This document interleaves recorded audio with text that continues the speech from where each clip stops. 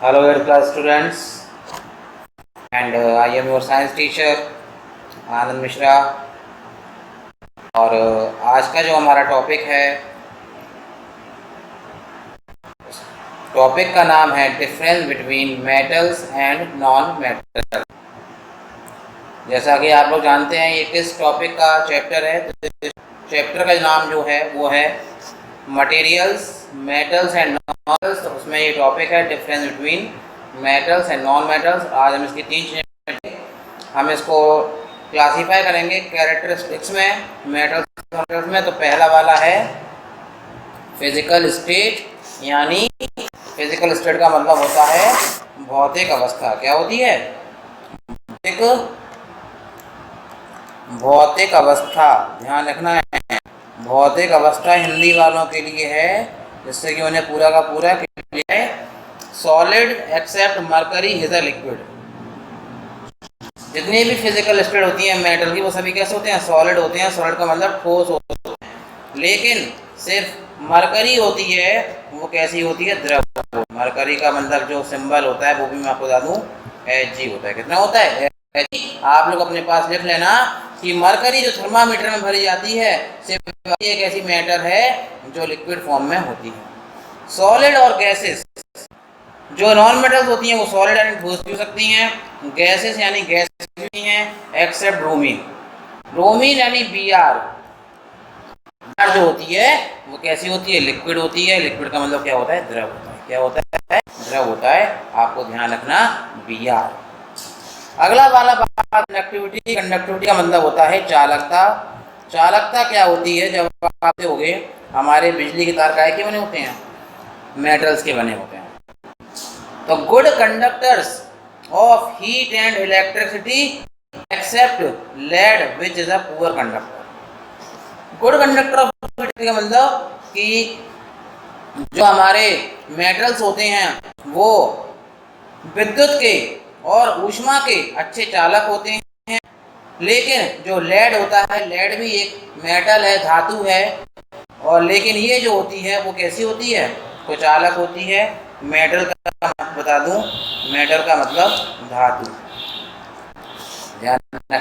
और non metal का मतलब हो गया अधातु। क्या हो गया? अधातु। ध्यान रखना है आपको, अधातु, ध्यान रखना है। ठीक है, मैं लिख दिया मैंने। आगे हम बात करते हैं poor conductor except graphite. Graphite non metal है। ग्रेफाइट जो हमारी पेंसिल में लगा होता है वही ग्रेफाइट होता है। और असली में क्या होता है? कार्बन होता है। सी मतलब कार्बन होता है। आपको बता दूं मैं, असली में क्या होता है? सी यानी कार्बन होता है। आगे हम बात करेंगे इस विषय में। तो आगे का हम देखें, अगले बात ये आती है डेंसिटी होती है क्या? घनत्व। क्या होती है? घनत्व होती है। तो यानी कोई चीज़ कितनी गाढ़ी है, कोई चीज़ कितनी स्ट्रॉन्ग है। तो मेटल जितनी भी हाई डेंसिटी होती हैं, सिर्फ सोडियम यानी पोटेशियम यानी एन और के। एन मतलब सोडियम और के यानी पोटेशियम, ये पानी में तैरते हैं। ये पानी में तैरते हैं क्योंकि इनकी लो डेंसिटी होती है, जो है। और लो डेंसिटी के बारे में बात करेंगे तो जितनी भी नॉन मेटल्स होती हैं यानी अधातु होती हैं, वो कम घनत्व वाली होती हैं। कम घनत्व इनका होता है। आगे हम बात करेंगे डक्टिलिटी की। डक्टिलिटी बनना है, तार बन जाता है। जितनी भी मेटल्स होती हैं सब डक्टाइल होती हैं। आपने देखा होगा कॉपर का तार होता है, आपने देखा होगा सिल्वर का तार होता है, आपने होगा सोने का तार होता है। लेकिन नॉन मेटल्स जो होती हैं वो नॉन डक्टाइल हैं, तार नहीं बनता, तार नहीं बनता है। ध्यान रखना है, तार नहीं बनता है। हार्डनेस, हार्डनेस का मतलब कठोरता। कठोरता यानी कितनी हार्ड हो सकती हैं? तो हार्ड सभी मेटल्स होती हैं, सभी धातुएं हार्ड होती हैं, सोडियम और पोटेशियम को छोड़ के, क्योंकि चाकुओं से कट जाती हैं। नाइफ से कटी है। Sodium and potassium can be cut by the knife. They are soft except diamond. Diamond यानी हार्डेस्ट सब्सटेंस, हार्डेस्ट सब्सटेंस है। हार्डेस्ट सब्सटेंस यानी दुनिया में कोई भी चीज यदि है मजबूत तो डायमंड से ज्यादा मजबूत कोई चीज नहीं है। यानी चमक, धात्विक चमक। जितनी मेटल्स होती हैं सब लस्ट्रस होती हैं, यानी चमकीली होती हैं। कैसी होती हैं? चमकीली होती हैं। या चक्कू मार दो या फिर चाकू मार दो या कट मार दो, ये अंदर से चमकीली सतह निकलेगी, जो होगा शाइनिंग सरफेस दिखेगा, यानी चमकीली होती हैं, लस्ट्रस होती हैं। नॉन लस्ट्रस होती हैं और डल एक्सेप्ट डायमंड। नॉन लस्ट्रस कोई चमक होती है, डल होती हैं, लेकिन एक्सेप्ट डायमंड, हीरे को छोड़कर, and that are have lustrous. Diamond भी क्या होता है? कार्बन होता है, और क्या होता है? आई होता है। आयोडीन का ध्यान रखना है आपको। आई होता है, मैं आपको बता दे रहा हूँ, आई क्या होता है? आयोडीन, ध्यान रखना है आपको। तो इसके बाद हमारी बात आई मैलिएबिलिटी की। मैली मतलब चादर बन जाती है। हथौड़े से पीट पीट कर, हैमरिंग कर करके हम चादर बना लेते हैं, यानी ये मैलिएबल हैं, ये नॉन मैलिएबल यानी ब्रिटेल हैं। ब्रिटेल का मतलब होता है, हिंदी वालों के लिए बहुत ज़्यादा इम्पोर्टेंट चीज़ है, ब्रिटेल का मतलब गिर कर टूट जाना, गिर कर टूट जाना, जैसे कांच। आगे हम बात करेंगे melting point and boiling point के बारे में। मेल्टिंग पॉइंट होता है तुम्हारा, मेल्टिंग पॉइंट आप लोगों का होता है यानी उबलना, और बॉइलिंग पॉइंट, मेल्टिंग पॉइंट गलनांक, इसको सही कर लीजिएगा, ये हो गया आपका क्वथनांक यानी बॉइलिंग पॉइंट, और मेल्टिंग पॉइंट आपका हो गया गलनांक। क्या हो गया? गलनांक। ध्यान रखना है आपको, ये वाली बात है। तो इसमें बात करेंगे हम high melting and boiling points accept sodium. सिर्फ सोडियम और पोटेशियम को छोड़कर सभी मेटल्स की हार्ड मेल्टिंग और बॉइलिंग होते हैं। सभी धातुओं के क्वथनांक और गलनांक हाई होते हैं। Low melting and boiling except graphite, सिर्फ ग्रेफाइट को छोड़ के सभी के लो बॉइलिंग पॉइंट होते हैं, यानी कम होते हैं क्या? क्वथनांक और गलनांक।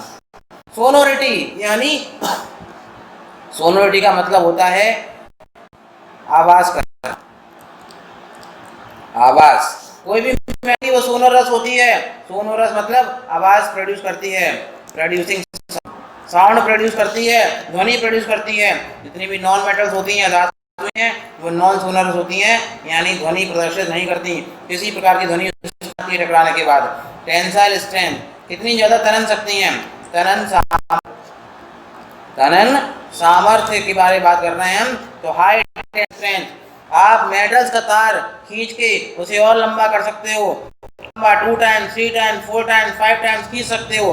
हाई टेंसर स्ट्रेंथ, तनन सामर्थ्य बहुत अधिक है धातुओं में, लेकिन अधातुओं में तनन सामर्थ्य, तनन सामर्थ्य कम। कैसी होती है? कम होती है। विशेष ध्यान रखना है। तो ये वाला था आपका मेटल और नॉन मेटल के बीच का बहुत ज्यादा क्लास।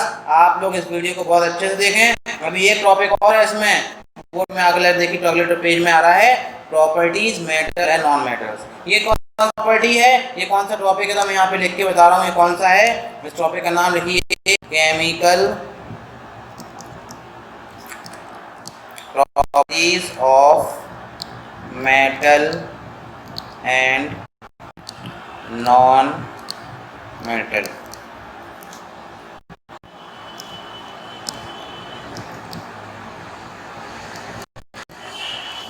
प्रॉपर्टीज यानी मेटल और non metal. Reaction with oxygen, oxygen यानी O, जब ऑक्सीजन से रिएक्शन करते हैं तो फॉर्म बेसिक ऑक्साइड। बेसिक का मतलब क्या होता है? बेसिक का मतलब है क्षार। मैं एक एक वर्ड का मतलब क्लियर कर रहा हूँ जिससे कि आप लोगों को प्रॉब्लम ना होए। Metals form basic oxide with oxygen, non metals form oxide with oxygen, non metal form oxide with oxygen, यानी एसिडिक ऑक्साइड है। और एसिडिक का मतलब क्या होता है? एसिडिक का मतलब होता है अम्लीय, होता है अम्लीय। ध्यान रखना है। इसके बाद हम बात करेंगे नेचर ऑफ ऑक्साइड की। नेचर ऑफ ऑक्साइड यानी metals oxides are basic in nature, non metals oxides are either neutral और एसिडिक इन नेचर। यानी न्यूट्रल मतलब क्या हो गया? एसिडिक का मतलब हो गया अम्लीय बनाते हैं, बेसिक का मतलब होता है क्षारीय बनाते हैं, और न्यूट्रल का मतलब हो गया आपका जो होता है वो होता है उदासीन। कैसा होता है? उदासीन, ध्यान रखना है, उदासीन होते हैं। अगला वाला देखेंगे रिएक्शन विद वाटर। वाटर का फॉर्मूला लर्न कर लेना, H2O। Active metals like sodium यानी Na react voluntarily water at room temperature forming corresponding hydroxide and oxygen gas. जितनी भी एक्टिव मेटल्स होती हैं यानी जो बहुत ज़्यादा रिएक्टिव होती हैं, जैसे सोडियम, तो पानी के साथ रूम टेम्परेचर पे रिएक्शन कर लेते हैं और रूम टेम्परेचर रिएक्शन के बाद हाइड्रोक्साइड कौन होता है? जैसे NaOH कौन सा होता है? Sodium hydroxide. हिंदी इंग्लिश में एक ही नाम लिखना है, सोडियम हाइड्रोक्साइड नहीं होता है, ध्यान रखना है आपको। तो सोडियम हाइड्रोक्साइड निकलेगी और हाइड्रोजन गैस निकलेगी। H2 गैस जो होती है वो हाइड्रोजन गैस कहलाती है। लेकिन behaviour non metals do not react with water under normal condition. Non metal जो होती हैं वो पानी के साथ रिएक्शन नहीं करती हैं, पानी के साथ रिएक्शन करती हैं। रिएक्शन विद एसिड्स के बारे में बात करेंगे। एसिड कौन से होते हैं? जैसे HCl hydrochloric acid, H2SO4 sulphuric acid, आपका CH3COOH यानी एसिडिक एसिड। इनके नाम से भी जरूर लिख देता हूँ। Active metal such as sodium, zinc, magnesium displace hydrogen from acids यानी हाइड्रोजन को इसमें से निकालती हैं। लेस रिएक्टिव मेटल जैसे copper, silver do not displace hydrogen from acids. Metals do displace hydrogen from acids. Non-metals do not displace hydrogen from acids.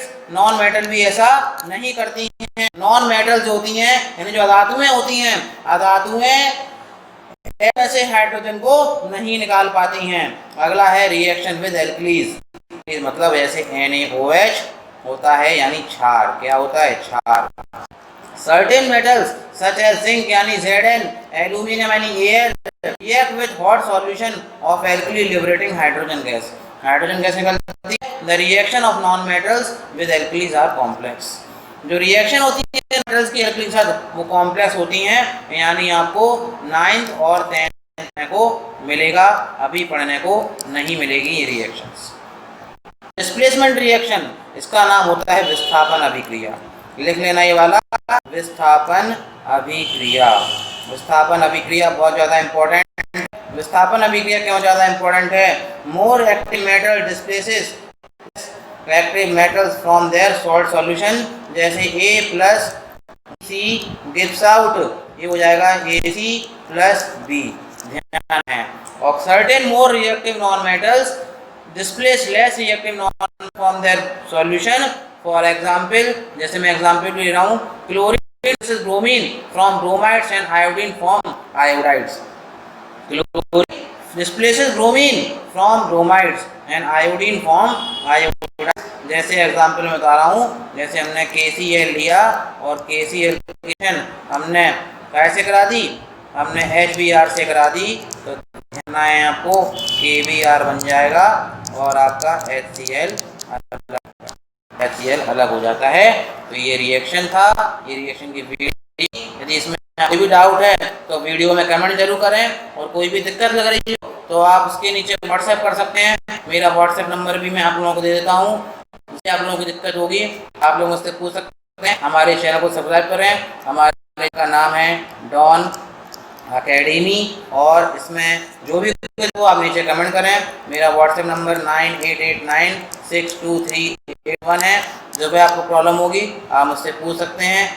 ये भी आपको पार्ट अगर हो जो आपको इसमें छूट गया हो वीडियो में, या किसी चीज़ का मतलब समझ में नहीं आ रहा हो, आप लोग मुझसे पूछ सकते हैं और कमेंट कर सकते हैं। Thank you very much for seeing this video.